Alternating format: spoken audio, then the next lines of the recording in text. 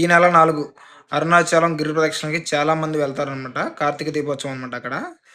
గిరి ప్రదక్షిణలో మనం చేయకూడని తప్పులు ఈ మేడం గారు వివరిస్తున్నారు. అరుణాచలంలో గిరి ప్రదక్షిణ చేస్తే దేవతల శాపానికి ఖచ్చితంగా గురవుతారు.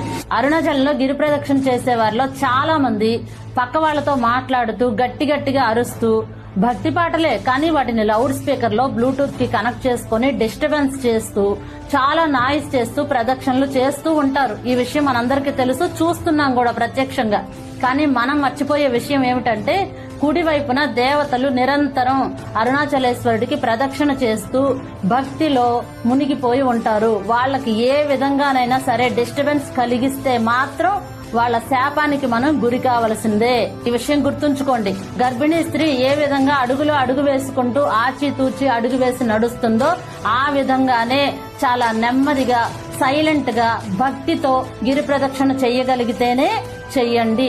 లేదంటే దయచేసి గిరి ప్రదక్షిణ చెయ్యకండి. మీ ఫ్యామిలీలో కానీ మీ ఫ్రెండ్ సర్కిల్ కానీ ఎవరైనా వెళ్తున్నారనుకుంటే ఈ వీడియో వాళ్ళకి షేర్ చేయండి. ఈ నెల మేము అక్కడే ఉంటాం. అక్కడ లైవ్ అప్డేట్ కావాలంటే మన పేజ్ని సబ్స్క్రైబ్ చేసుకోండి. ఎన్ని అప్డేట్ లైవ్లో పెడుతుంటా లేదా update one by one update ఇస్తూ ఉంటా.